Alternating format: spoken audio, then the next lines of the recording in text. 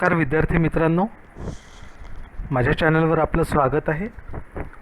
आज आपण बघणार आहोत standard 12th third lesson the cop and the anthem. यापूर्वीच्या व्हिडिओ लेक्चरमध्ये आपण याच लेसनचं आईस ब्रेकर्स बघितले आहेत आणि आज आपण आपल्या लेसनला सुरुवात करणार आहोत. तत्पूर्वी आपल्याला माझ्या व्हिडिओजला लाईक करायचं आहे, माझ्या चॅनलला सबस्क्राईब करायचं आहे आणि जे सबस्क्राईब बटनच्या बाजूला बेल आयकॉन बटन आहे त्या बटनला तुम्हाला प्रेस करायचं आहे, जेणेकरून माझ्या चॅनलवर येणारी पुढच्या व्हिडिओजचं नोटिफिकेशन तुम्हाला त्वरित मिळेल आणि तुम्ही त्या व्हिडिओजचा लाभ घेऊ शकाल. सो आपण वळणार आहोत आपल्या लेसनकडे आणि लेसनचं टायटल आहे the cop and the anthem. आता आपण सुरुवातीला बघणार आहोत की कॉप अँड दी अँथम या टायटलचं मीनिंग काय आहे, कारण जोपर्यंत आपल्याला टायटलचं मीनिंग कळणार नाही तोपर्यंत आपल्याला त्या लेसनमध्ये काय आहे याची कल्पना येणार नाही. आता द कॉप या शब्दाचा अर्थ असा आहे की पोलीस आणि द अँथम म्हणजे मी कालही आपल्याला सांगितलं आधीच्या व्हिडिओमध्ये की अँथम म्हणजे चर्चमध्ये वाजवल्या जाणारं जे म्युझिक आहे त्या म्युझिकला म्हटलं आहे अँथम.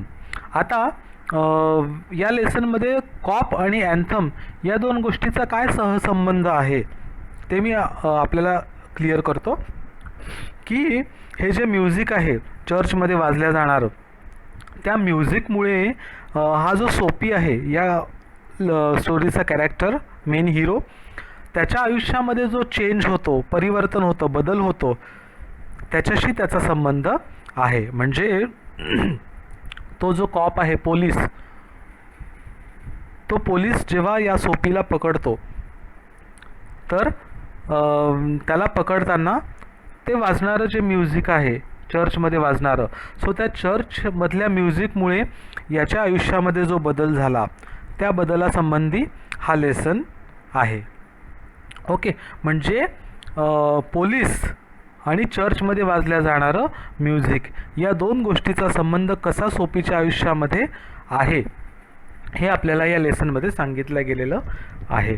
ओके, सो आपण बघूया की सोपी हा कसे प्रयत्न करतो की जेणेकरून तो काय करावा, त्याला जेलमध्ये जायचं असतं. कारण काय की आता विंटर सीझन येणार असतो आणि विंटर सीझनमध्ये जी कडाक्याची थंडी असते त्या कडाक्याच्या थंडीपासून स्वतःचं संरक्षण करण्यासाठी त्याला जेलमध्ये जायचं असतं, कारण त्याच्याकडे घर नाही आहे आणि म्हणून या कडाक्याच्या थंडीत तो कुठे राहणार, राईट. त्याच्यामुळे त्याला एकच युक्ती सुचते की आपल्याला जेल ही सगळ्यात जास्त सेफ जागा आहे आणि म्हणून या लेसनमध्ये तो वारंवार प्रयत्न करतो की जेलमध्ये जाण्यासाठी आपण काय केलं पाहिजे. मग 3-4 असे प्रसंग सांगितले आहे या लेसनमध्ये की ज्यामुळे तो जेलमध्ये जाईल, पण तो प्रत्येक वेळेला फेल्युअर ठरतो. तो एकाही वेळेला त्याला जेलमध्ये जाण्याची संधी येत नाही आणि त्याला असं वाटतं की आपण आता थंडीच्या कडाक्याच्या थंडीमध्ये आपण आता बाहेरच राहू का, असं त्याला वाटायला लागतं एक वेळेला. सो आपण बघूया की त्यांनी काय काय प्रयत्न केले आहे जेलमध्ये जाण्यासाठी आणि त्याचे ते प्रयत्न कसे फसले हे पण आपल्याला बघायचं आहे. ओके, सो आपण लेसनला सुरुवात करूया. Soapy left his bench and strolled out of the square and across the level sea of asphalt where Broadway and 5th Avenue flow together. Okay, मग आता सोपी काय करत होता. सोपी लेफ्ट हिज बेंच, तो एका बेंचवर बसला होता. त्या बेंच वरून तो उठतो अँड स्ट्रोल्ड आउट म्हणजे चालत जाणे. Strolled out of the square and across the level sea of asphalt. Okay, so sea of asphalt या समुद्राच्या लेवलच्या बरोबरीने त्या रस्त्यावर तो चालत जातो समोर, जिथे Broadway and 5th Avenue flow together. म्हणजे हा ब्रॉडवे नावाचा जो रस्ता आहे आणि 5th Avenue नावाचा जो रस्ता आहे हे दोनही रस्ते तिथे येऊन मिळतात, फ्लो टुगेदर, बरोबर. मग त्या रस्त्यावर जिथे दोन रस्ते येऊन मिळतात, ब्रॉडवे आणि फिफ्थ ॲव्हेन्यू, तिथे येऊन तो थांबतो. आणि मग नंतर अप ब्रॉडवे ही टर्न्ड, आणि मग तो ब्रॉडवेच्या दिशेने जातो, जिथे सिंगल रस्ता आहे ब्रॉडवेचा. तिथून तो पुढे जातो and stopped at a luxurious cafe.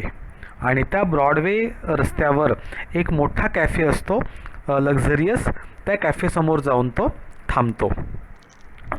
आणि पुढे काय करतो मग तो कॅफेसमोर थांबून? त्याला कॅफेमध्ये जायचं असतं का, आणि कॅफेमध्ये गेल्यावर तो काय करतो हे आपल्याला पुढे बघायचं आहे. ओके, पुढच्या पॅरेग्राफमध्ये म्हटलं आहे की Soapy had confidence in himself from the lowest button of his vest upward. Okay, मग आता त्याला एवढ्या मोठ्या कॅफेमध्ये जायचं आहे, त्यामुळे त्याला काय पाहिजे होता? कॉन्फिडन्स पाहिजे होता की आपण या कॅफेमध्ये चाललो तर आहे, पण आपल्याला कोणी हकलायला नको तिथनं, बरोबर. म्हणून तो म्हणतो की Soapy had confidence in himself from the lowest button of his vest upward. म्हणजे वेस्ट अपवर्ड म्हणजे त्याच्या कमरेपासून वरचा जो भाग होता तो खूप चांगला होता, व्यवस्थित होता. म्हणून त्याला कॉन्फिडन्स होता स्वतःवर की आपल्याला कोणी तिथून हाकलून लावणार नाही.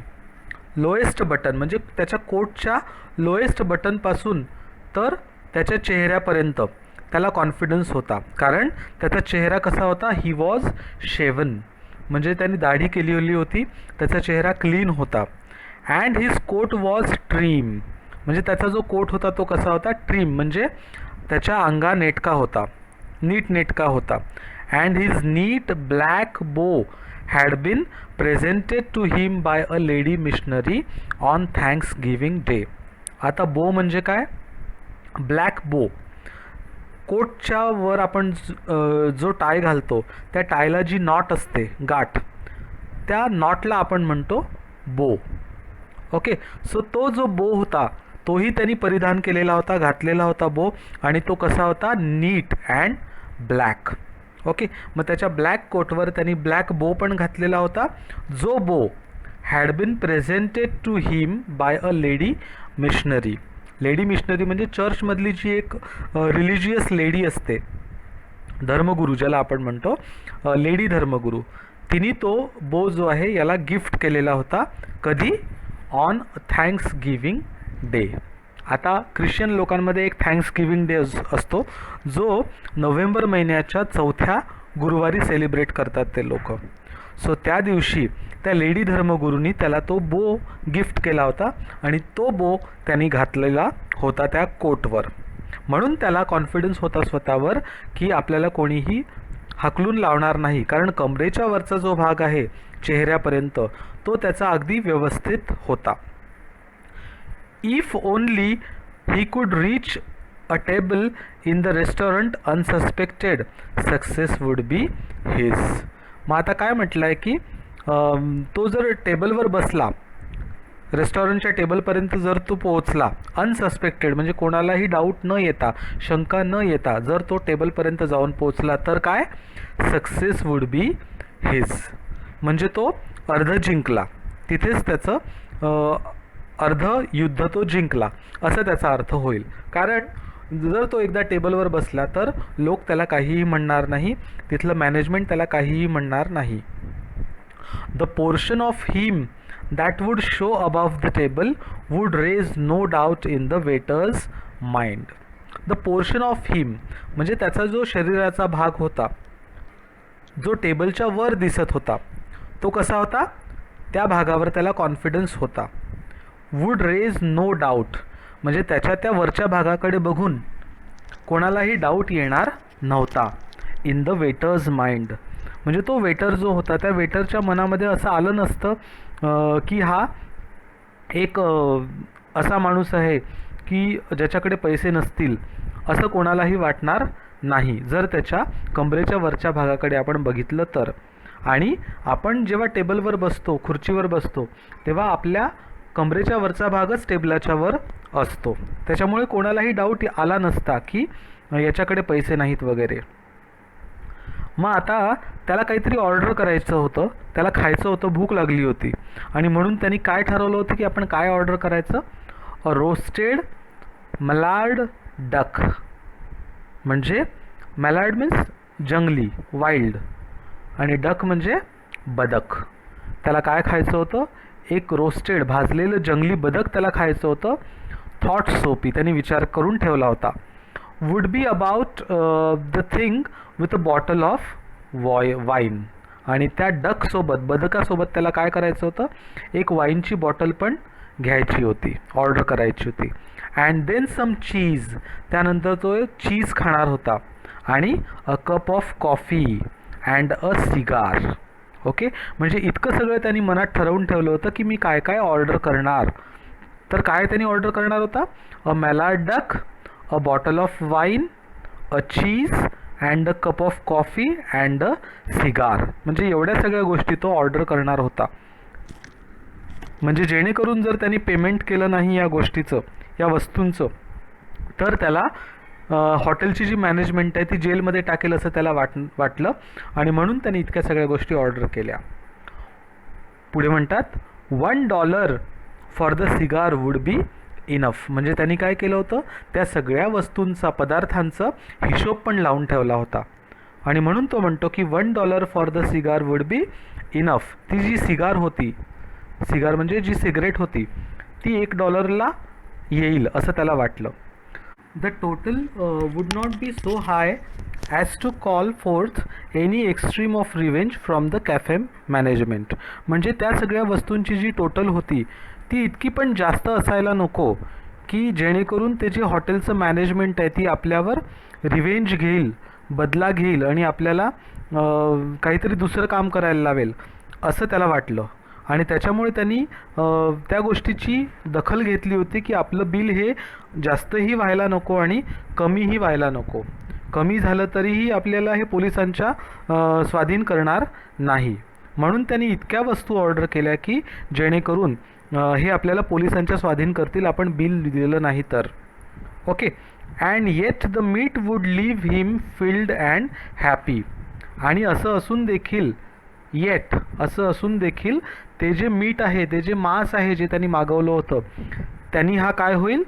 फिल्ड. म्हणजे त्याची भूक भागेल आणि हॅपी, तो आनंदी पण होईल. For the journey to his winter island. आता विंटर आयलंड नावाचं जे जागा होती त्या जागेमध्ये तो प्रिझन होता, जेल होतं, जिथे याला पोलीस नेणार होते बिल नाही दिलं तर. ओके. त्याच्यामुळे यांनी सगळ्या गोष्टींची काळजी घेतली होती की आपण किती बिल केलं पाहिजे जेणेकरून हे हॉटेलचे मॅनेजमेंट आपल्याला पोलिसांच्या स्वाधीन करतील आणि आपली जी जर्नी आहे जेलमधली ती चांगली होईल. म्हणजे जेणेकरून याला हिवाळ्यात 3 महिने त्या जेलमध्ये राहता येईल. ओके. बट ॲज सोपी set foot inside the restaurant door the head waiters I fell upon. Okay. मग जेव्हा हा त्या रेस्टॉरंटच्या दरवाजाशी गेला तेव्हा तो जो हेड वेटर होता त्या हॉटेलमधला त्यांनी याच्याकडे बघितलं. आय फेल अपॉन म्हणजे याच्यावर त्याची नजर पडली. आणि कशावर नजर पडली? I fell upon his tattered trouser. Tattered म्हणजे काय? की जी वापरून वापरून जीर्ण झाली होती अशी ट्राउझर, म्हणजे त्याची पॅन्ट. ओके. मग टॅटर्ड ट्राउझर अँड डिकेडंट शूज. डिकेडंट म्हणजे त्याचे जे शूज होते ते पण असे फाटले होते, पूर्ण वापरून वापरून त्याला ठिगळं लागलेले होते. सो ज्या भागावर नजर जायला नको होती त्याच भागावर त्या वेटरची नजर पडली. कमरेच्या वर त्या वेटरनी बघितलंच नाही, त्यांनी खाली बघितलं त्याच्या पॅन्टकडे आणि शूजकडे. Strong and ready hands turned him about and conveyed him in silence and haste to the sidewalk and averted the ignoble fate of the meanest Mallard. Okay. So मग आता काय झालं की तो जो वेटर होता, हेड वेटर, त्यांनी काय केलं? तो कसा होता? Strong and ready hands. आता हॉटेलमध्ये असे पण काही लोक पाहिजे असतात की जे कोणाशी भांडू शकतील किंवा कोणाला हाकलून लावू शकतील. सो तो जो वेटर होता त्याचे पण स्ट्रॉंग अँड रेडी हँड्स, त्याचे पण हात मजबूत होते. आणि त्यांनी काय केलं? मग त्या मजबूत हाताने turned him about and conveyed him in silence. म्हणजे त्या सोपीला त्यांनी परतून लावलं. And conveyed him in silence, आणि कुठे पाठवलं? सायलेन्स म्हणजे हॉटेलच्या बाहेर शांततेमध्ये त्याला हाकलून लावलं. And haste to the sidewalk, haste म्हणजे घाईघाईनी, आणि तो जो सोपी आहे तो कुठे गेला मग? हॉटेलच्या बाहेर. साईडवॉक म्हणजे हॉटेलच्या बाहेर जे फुटपाथ होतं त्या फुटपाथवर साईडवॉक बाजूच्या रस्त्यानी तो गेला. अँड ॲव्हर्टेड, ॲव्हर्टेड म्हणजे प्रिव्हेंट, प्रिव्हेंट करणे. प्रिव्हेंट करणे म्हणजे काय केलं आता त्यांनी?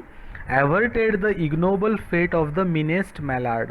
मिनेस्ट मॅलार्ड म्हणजे ते जे जंगली बदक त्याला खायचं होतं, त्या जंगली बदकापासून खाण्यापासून त्याला प्रिव्हेंट करण्यात आलं, म्हणजे त्याला थांबवण्यात आलं, रोखण्यात आलं.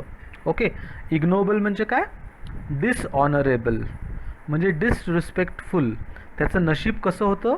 त्याच्यासोबत डिसरिस्पेक्टफुल होतं, डिसऑनरेबल होतं, म्हणजे त्याची साथ दिली नाही त्याच्या नशिबानी. फेट म्हणजे नशीब. ओके. आणि मग त्याच्या नशिबानी त्याला मिनेस्ट मलार्ड, ते जे बदक आहे ते बदक खाण्यापासून रोखलं, प्रिव्हेंट केलं. ओके. मग आता इथे याचा जो प्रयत्न होता तो फसला जेलमध्ये जाण्याचा, बरोबर. म्हणजे त्या हॉटेल मॅनेजमेंटला बिलाचे पैसे न देऊन हा जेलमध्ये जाऊ शकणार होता, पण त्याचा प्रयत्न त्या हेड वेटरनी फसवला आणि इथे त्याचा तो प्रयत्न निरर्थक गेला.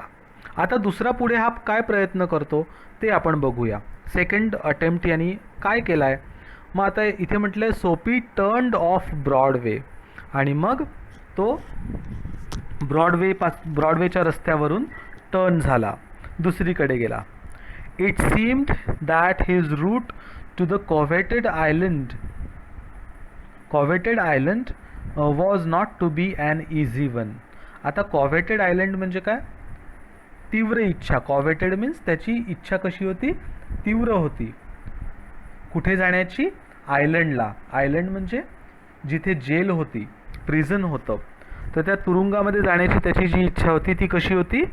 Not to be easy one, म्हणजे ती काही तितकी सोपी नव्हती असं त्याला वाटलं. Some other way of entering the limbo must be devised. Devised म्हणजे प्लॅन करणे. ओके. प्लॅन करणे. आणि एंटरिंग द लिंबो, लिंबो म्हणजे काय की हे स्वर्ग आणि नर्क याच्यामधली जी लाईन असते किंवा याच्यामधली बॉर्डर जी असते त्याला म्हणतात लिंबो. आता याच्यासाठी स्वर्ग आणि नर्क काय होते? स्वर्ग याच्यासाठी होती जेल, कारण याला जेलमध्ये थंडीपासून बचाव होणार होता याचा. आणि नर्क याच्यासाठी काय होता? तर जे बाहेर राहून याला थंडी सोसावी लागणार होती तो म्हणजे याच्यासाठी नर्क होता. मग आता स्वर्गामध्ये कसं एंटर व्हायचं याच्यासाठी त्याला काय करावं लागणार होता? प्लॅन करावा लागणार होता. एंटरिंग द लिंबो म्हणजे त्या बॉर्डरवर, स्वर्ग आणि नरकाच्या बॉर्डरवर कसं जायचं याच्यासाठी याला प्लॅन करावा लागणार होता. मग आता यांनी कोणता प्लॅन केला? तर तो प्लॅन आपण पुढे बघूया. At a corner of 6th avenue. आता 5th एव्हेन्यू रोडपासून हा कुठे आला? 6th एव्हेन्यू रोडवर आला. Okay.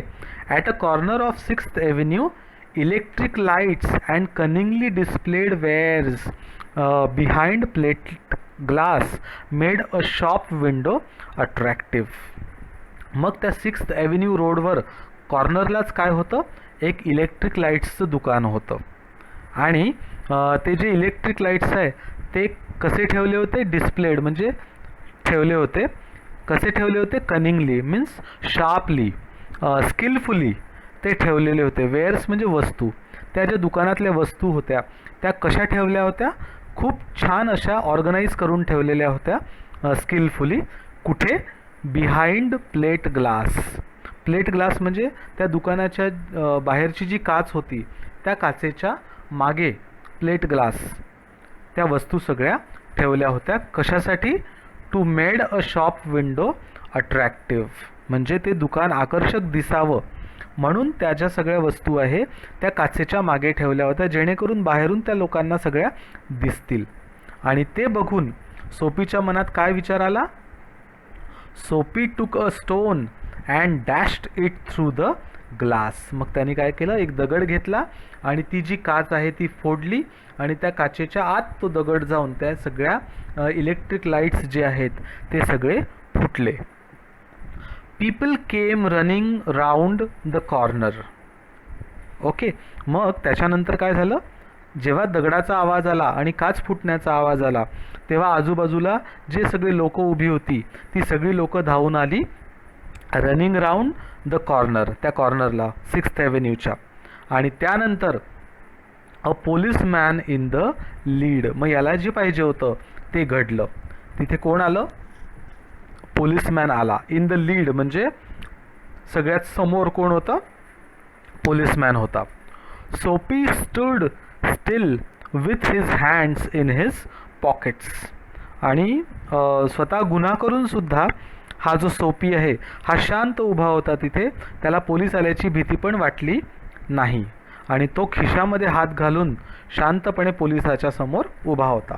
And smiled at the sight of brass buttons. आणि तो स्माईल करत होता कोणाला बघून, ब्रास बटन्स. ब्रास बटन्स म्हणजे पोलिसाच्या कपड्यांना ज्या कलरचे बटन्स असतात, चमचमणारे खाकी कलरचे बटन्स असतात, त्या बटन्सला म्हटलं ब्रास बटन्स. म्हणजेच पोलिसाकडे बघून, ओके, पोलिसमॅनकडे बघून तो जो सोपी आहे तो स्माईल करत होता. ओके, मग पुढे काय झालं, तो पोलीस काय म्हणतो, where is the man that done that. कुठे आहे तो माणूस ज्याने ही काच फोडली आहे. Inquired the officer agitatedly. Agitatedly means nervous मॅनरमध्ये, नाराजीच्या सुरामध्ये. ओके, मग तो जो पोलीस आहे त्यांनी विचारलं की तो माणूस कुठे आहे ज्याने ही काच फोडली. मग हा काय उत्तर देतो Soapy, don't you think that I might have had something to do with it. तुम्हाला असं वाटत नाही का की हे मी केलेलं असावं, माझ्याकडे बघून तुम्हाला असं काहीच वाटत नाही का, असं सोपी उत्तर देतो त्या पोलिसाला. म्हणजे हे मी केलेलं आहे असं तो स्वतःहून सांगतो. With a friendly voice. कसं सांगतो तो, विथ अ फ्रेंडली व्हॉइस. म्हणजे त्याला कुठलीही भीती नाही आहे पोलिसाची की आपण हे केलेलं आहे आणि पोलीस आपल्याला पकडून नेतील, मारतील, याची त्याला काहीही भीती नाही आहे. म्हणून त्याचा व्हॉइस कसा आहे, अगदी फ्रेंडली आहे, फ्री फ्रँक तो सांगतो आहे पोलिसाला. As one greets good fortune. म्हणजे ज्याप्रमाणे एखादं चांगलं काम करून तो सांगत असेल त्याचप्रमाणे तो वाईट काम केल्यावरही तितक्याच कॉन्फिडेंटली पोलिसांना तो सांगतो आहे. गुड फॉर्च्यून म्हणजे एखादी चांगली घटना घडल्यावर जसं आपण लोकांना सांगतो त्याचप्रमाणे ही वाईट कृत्य केल्यावर सुद्धा तो पोलिसाला तितक्याच कॉन्फिडेंटली सांगतो आहे. बरोबर. मग आता पुढे काय होतं, याला पोलीस अटक करतात का. द पोलिसमॅन रिफ्युज्ड टू ॲक्सेप्ट सोपी इवन ॲज अ क्लू. रिफ्युज्ड म्हणजे नाकारणे. तर त्या पोलीस काय करतो, रिफ्यूज टू ॲक्सेप्ट म्हणजे तो स्वीकारत नाही. काय स्वीकारत नाही पोलिसमॅन, की सोपीनी हे केलेलं असावं हे त्याला अजिबात वाटत नाही. इवन ॲज अ क्लू म्हणजे थोडासुद्धा डाऊट, क्लू म्हणजे डाऊट, थोडासुद्धा डाऊट त्याला सोपीवर येत नाही त्या पोलिसमॅनला. Men who smash windows do not remain to chat with police. का बरं डाऊट येत नाही, कारण तो पोलिसमॅन म्हणतो की जो माणूस हे करू शकतो, हू स्मॅश विंडोज, जो खिडकी फोडू शकतो, काच फोडू शकतो, तो काही इथे पोलिसांसोबत चॅट करायला उभा राहणार नाही. बरोबर. Do not remain to chat with the police. तो असा उभा राहील का गुन्हा केल्यावर कोणीही, म्हणून त्याच्यावर डाऊट पोलिसाला येत नाही. They take to their heels. तो काय करेल, टेक टू देअर हिल्स म्हणजे तो पळून जाईल. ओके, कुठलाही चोर वाईट काम केल्यावर तिथे थांबणार नाही, तो पळून जाईल, म्हणून त्याच्यावर डाऊट येत नव्हता पोलिसाला. The policeman saw a man half way down the block running to catch a car. आणि ह्यानंतर लगेच त्या पोलिसाला एक माणूस पळताना दिसतो. कुठे, a man half way down म्हणजे थोड्या दूरवर एक माणूस त्याला पळताना दिसतो. कुठे, the block running to catch a car म्हणजे रस्त्याच्या कडेनी जी पायवाट असते किंवा ब्लॉक्स लावलेले असतात, त्या ब्लॉकवरून तो पळताना दिसतो टू कॅच अ कार, म्हणजे एका कारच्या मागे पळताना दिसतो. म्हणून त्या पोलिसाला असं वाटतं की त्या माणसाने ही काच फोडली आणि तो पळाला. With drawn club he joined in the pursuit. मग काय होतं? With a drawn club. मग ड्रॉन म्हणजे काढणे आणि क्लब म्हणजे काय? पोलिसाची जी काठी असते त्या काठीला म्हणतात क्लब. ओके, मग तो पोलीस काय करतो? त्याची काठी काढतो and joined in the pursuit. Pursuit म्हणजे तो जो माणूस पळतो आहे त्या माणसाचा पाठलाग तो पोलीस करतो. परस्यूट म्हणजे पाठलाग करणे. मग तो पोलीस जो आहे त्या माणसाच्या, धावणाऱ्या माणसाच्या मागे पळत जातो. सोपी with disgust in his heart drifted along twice unsuccessful. आता with disgust म्हणजे तो काय झाला? नाराज झाला. आता सोपी का बरं नाराज झाला? कारण त्याला असं वाटलं की आपला दुसरा प्रयत्न पण फसला. म्हणजे पहिला प्रयत्न कोणता होता? जो त्यांनी हॉटेलमध्ये केलेला की बिल न देण्याचा किंवा तर तोही फसला. आणि हा दुसरा प्रयत्न जो आहे काच फोडण्याचा, तर हा पण प्रयत्न त्याचा फसला. म्हणून डिस्गस्ट इन हिज हार्ट, त्याच्या मनामध्ये एक प्रकारची नाराजी होती. Drifted along twice unsuccessful. आणि मग ही नाराजी घेऊन तो परत पुढे चालू लागला, विचार करू लागला की आता आपण काय करायचं. आपण दोनदा अयशस्वी ठरलो, आपला प्रयत्न दोनदा फसला. आता आपण पुढचा प्रयत्न काय करायचा की जेणेकरून पोलीस आपल्याला पकडून नेतील आणि आपण 3 महिने थंडीचे जे आहे ते जेलमध्ये सुखासुखी काढू, असा विचार करत तो बसला आहे. आता यापुढे जो पार्ट आहे तो आपण पुढच्या सेशनमध्ये बघूया.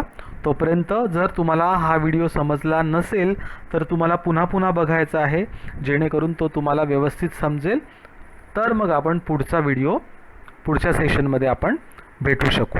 Okay, till then have a nice day and a very great day ahead. Thank you for watching my video very patiently. Goodbye.